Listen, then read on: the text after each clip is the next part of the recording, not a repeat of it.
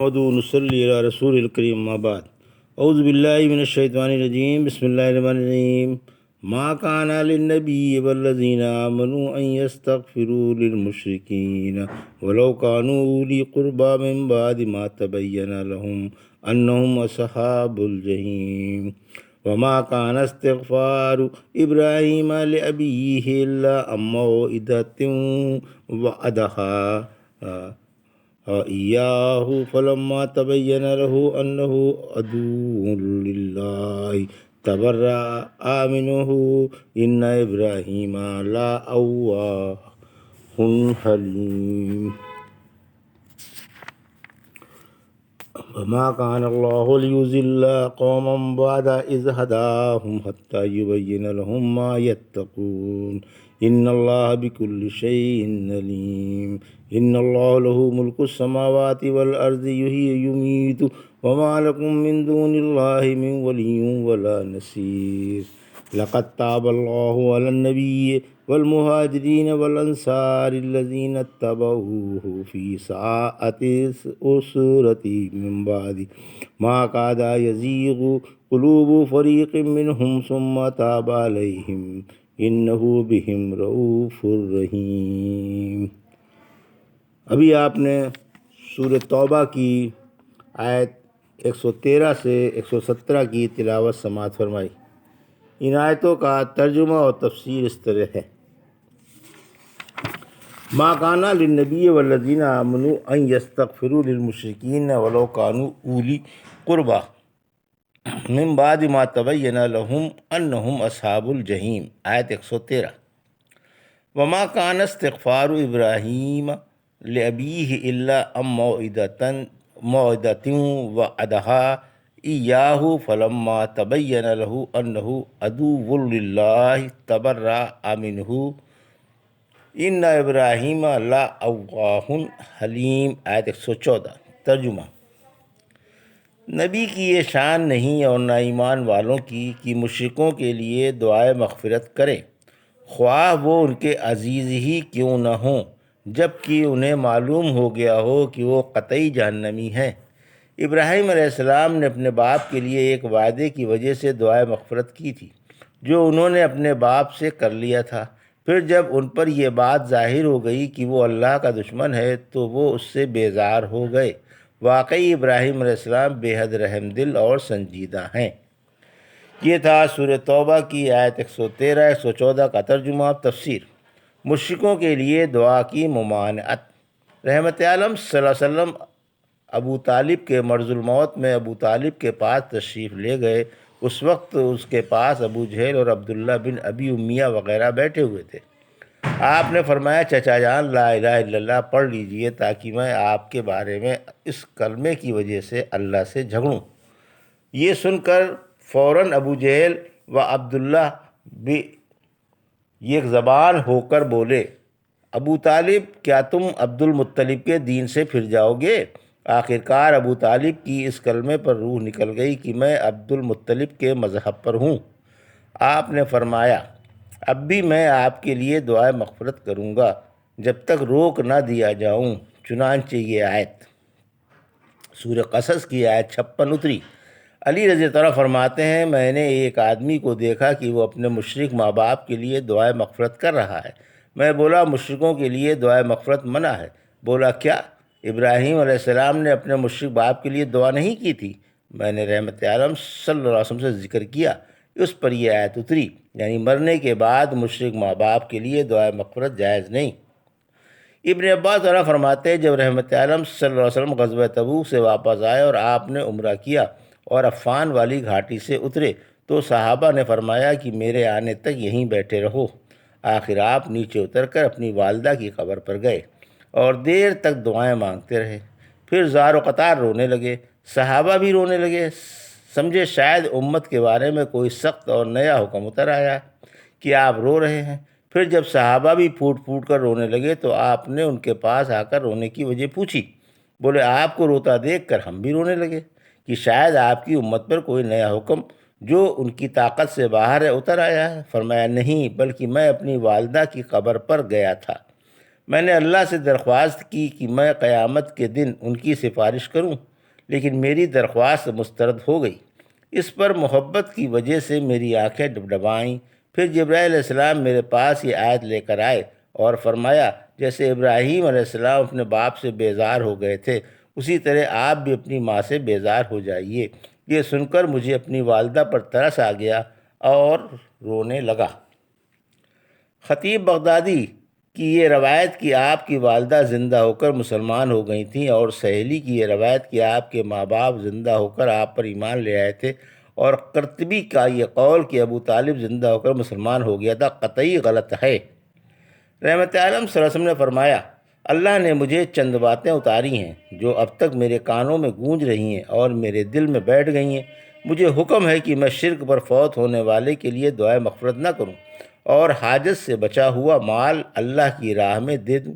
یہی باعث خیر و برکت ہے، اور جوڑ کر رکھنا باعث فتنہ ہے، ہاں برابر برابر مال پر پکڑ نہیں۔ آیت 114۔ پھر فرمایا، ابراہیم علیہ السلام زندگی میں تو اپنے باپ کی ہدایت کے لیے دعا مانگتے رہے، لیکن جب وہ مر گیا اور آپ پر یہ بات کھل گئی کہ وہ اللہ کا دشمن یعنی مشرک ہے، تو پھر آپ نے اس کے لیے دعا نہیں مانگی۔ اواہ کی تفسیر۔ اواہ یعنی کثرت سے رونے والا، کثرت سے دعائیں مانگنے والا، ہر وقت اللہ سے معافی مانگنے والا۔ ایک شخص نے آپ سے پوچھا کہ اواہ کے کیا معنی ہے؟ فرمایا، رونے والا اور اللہ کے آگے گڑگڑانے والا، اور آپ نے اس آیت کا یہی جملہ پڑھ کر سنایا۔ ابراہیم علیہ السلام کثرت سے دعا کرنے والے تھے، انداز بیان سے یہی معنی مناسب ہے، کیونکہ جب اللہ نے بیان فرمایا کہ ابراہیم نے اپنے باپ کے لیے دعائے مغفرت کا وعدہ کر لیا تھا جسے آپ کو نبھانا پڑا، آپ کثرت سے دعا کرنے والے اور حلیم الطبع تھے، اور ظلم کا بدلہ نیکی سے دیا کرتے تھے، اور ظالموں کے حق میں سنجیدہ تھے۔ اسی لیے شدت ایذا کے باوجود آپ نے اپنے باپ کے لیے دعائے مغفرت ہی کی۔ باپ نے تو آپ کو یہ دھمکی دی تھی کہ ابراہیم، تو ہمارے معبودوں سے نفرت کر رہا ہے، اگر باز نہیں آیا تو تجھے سنسار کر دوں گا، مجھے ہمیشہ کے لیے چھوڑ دے اور کہیں نکل جا۔ لیکن آپ نے یہ جواب دیا، اچھا، آپ پر سلامتی ہو اور آپ خوش رہیں، میں آپ کے لیے اپنے رب سے دعائیں مانگوں گا۔ میرا رب مجھ پر بڑا ہی مہربان ہے۔ ایذا کے باوجود تحمل سے کام لیا اور آپ کے خوش رہنے کی دعا کی اور وطن چھوڑ دیا۔ وما کان اللہ لیضل قوما بعد اذ ہداہم حتی یبین لہم ما یتقون ان اللہ بکل شیء علیم۔ آیت 115۔ ان اللہ لہ ملک السماوات والارض یحیی یمیت وما لکم من دون اللہ من ولی ولا نصیر۔ آیت 116۔ ترجمہ۔ اللہ کی یہ شان نہیں کہ وہ کسی قوم کو راہ پر لانے کے بعد گمراہ کر دے جب تک کہ ان کے سامنے وہ چیزیں نہ کھول دے جن سے انہیں بچنا ہے۔ یاد رکھو، اللہ ہر چیز خوب جانتا ہے۔ بلا شبہ آسمان و زمین پر اللہ ہی کی بادشاہت ہے، وہی جلاتا ہے اور مارتا ہے، اور اللہ کو چھوڑ کر تمہارا کوئی حمایتی اور پشت پناہ نہیں۔ یہ تھا ترجمہ آیت 115-116 کا۔ تفسیر۔ آیت 115۔ حجت قائم ہو جانے کے بعد پکڑ ہے۔ اللہ کا عدل ملاحظہ ہو کہ وہ کسی قوم کو ہدایت پر لانے کے بعد اور حجت پوری کیے بغیر گمراہ نہیں کرتا۔ سورہ فصلت کی آیت 17 میں فرمایا، یعنی ہم نے سمودیوں کو راہ دکھائی لیکن انہوں نے ہدایت پر جہالت اور اندھاپے کو ترجیح دی۔ جب اللہ نے مومنوں کو یہ بات بتا دی کہ مشرکوں کے لیے دعائے مغفرت نہ کریں اور انہیں اپنی رضا و عدم رضا کے تمام کام بتا دیے، تو اب انہیں اختیار ہے خواہ فرما برداری کریں یا نہ کریں۔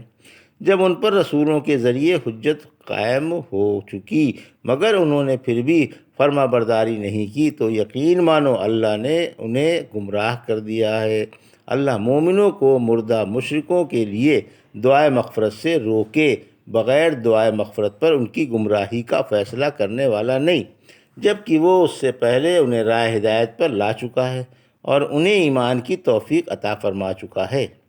اس لیے پہلے کتاب مقدس میں آیتیں اتار کر مسلمانوں کو مغفرت کی دعا سے روک دیا گیا ہے۔ پھر جس نے سر جھکا دیا اور منع کی ہوئی باتوں سے رک گیا، اس پر سابق برائی کی وجہ سے گمراہی لازم نہیں آتی، کیونکہ فرما برداری اور نافرمانی حکم و ممانعت کے بعد ہے۔ اس سے پہلے نہ کوئی فرما بردار ہے اور نہ نافرمان۔ اللہ جن چیزوں سے بچانا چاہتا ہے انہیں پہلے ہی ظاہر فرما دیتا ہے، کیونکہ اسے پہلے ہی سے سب کچھ خبر ہے۔ جہاد کا حکم، آیت 116۔ مسلمانوں کو مشرکوں سے جہاد کا حکم ہے، اور اس کا بھی کہ مسلمان اللہ پر جو شہنشاہ ہے بھروسہ رکھیں اور دشمن سے مرعوب نہ ہوں، کیونکہ اللہ کے سوا نہ ان کا کوئی حمایتی اور پشت پناہ ہو سکتا ہے اور نہ ہے۔ لقد تاب اللہ علی النبی والمہاجرین والانصار الذین اتبعوہ فی ساعۃ العسرۃ من بعد ما کاد یزیغ قلوب فریق منہم ثم تاب علیہم انہ بہم رؤوف الرحیم۔ آیت 117۔ ترجمہ: بلا شبہ اللہ اپنی رحمت سے اپنے رسول صلی اللہ علیہ وسلم پر اور مہاجر و انصار پر متوجہ ہو گیا، جو نازک دور میں بھی اس کی پیروی کرتے رہے۔ اس کے بعد کہ ان میں سے ایک جماعت کے دل ٹیڑھے ہونے ہی والے تھے، پھر اللہ ان پر متوجہ ہو گیا۔ یقیناً وہ اپنے بندوں پر بڑا ہی شفیق و مہربان ہے۔ جنگ تبوک کا بیان، تفسیر۔ آیت 117۔ یہ آیت جنگ تبوک کے سلسلے میں اتری۔ مسلمان تنگ دستی کی حالت میں، سخت گرمی میں اور قحط کے سال کافی تکلیفیں اٹھاتے ہوئے اس جنگ کے لیے روانہ ہوئے تھے، اور زاد سفر یعنی پانی اور رسد کی اس قدر کمی تھی کہ ایک ایک کھجور دو دو آدمیوں کو دی جاتی تھی۔ پھر کئی اشخاص یک کے بعد دیگرے ایک کھجور چوس چوس کر اور پانی پی کر گزارا کرتے تھے۔ اللہ کی مہربانی سے مسلمان سلامتی سے واپس لوٹے۔ ابن عباس فرماتے ہیں، عمر کی طرف سے تنگ دستی کا حال پوچھا گیا تو فرمایا کہ ہم اللہ کے رسول صلی اللہ علیہ وسلم کے ساتھ سخت گرمی میں تبوک کی طرف بڑھے تھے۔ پھر ہم ایک جگہ ٹھہرے، وہاں ہمیں سخت پیاس محسوس ہوئی۔ ہم نے تو گمان کر لیا کہ بس اب ہماری آخری سانسیں ہیں۔ اگر کوئی پانی ڈھونڈنے جاتا اور واپس نہیں آتا تو خیال کر لیا جاتا کہ اس کا کام تمام ہو گیا ہوگا۔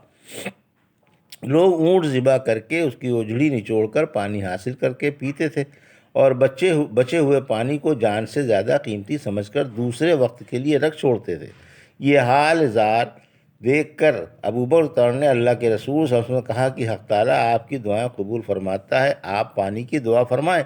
فرمایا، کیا تم پانی کی دعا پسند کرتے ہو؟ بولے، ہاں۔ آپ نے اپنے مقدس ہاتھ آسمان کی طرف اٹھا کر پانی کی دعا مانگی۔ ابھی آپ نے ہاتھ لٹکائے بھی نہ تھے کہ موسلادھار بارش ہونے لگی۔ پھر مطلع صاف ہو گیا، لوگوں نے اپنے اپنے مشکیزیں بھر لیے۔ پھر ہم نے دیکھا کہ بارش صرف ہمارے لشکر ہی تک محدود تھی، باہر ایک قطرہ بھی نہ گرا تھا۔ ابن جریر کا قول ہے کہ جو اللہ کے رسول صلی اللہ علیہ وسلم کے قدم بقدم چلے، ہر طرح کی قربانیاں دیں، جانی اور مالی مدد کی، خرچہ سواریاں اور رسد مہیا کی، جبکہ ایک جماعت حق سے ڈگمگا کر دین میں شک کرنے والی تھی، اور ان کے بارے میں بھی جنہیں اس سفر کی صعوبتیں پہنچی تھیں، تو اللہ نے ان پر اپنی مہربانی فرمائی، انہیں رب کی طرف جھک جانے کی توفیق دی اور انہیں دین پر ثابت قدمی عطا فرمائی، کیونکہ وہ اپنے بندوں پر بڑا ہی شفیق و مہربان ہے۔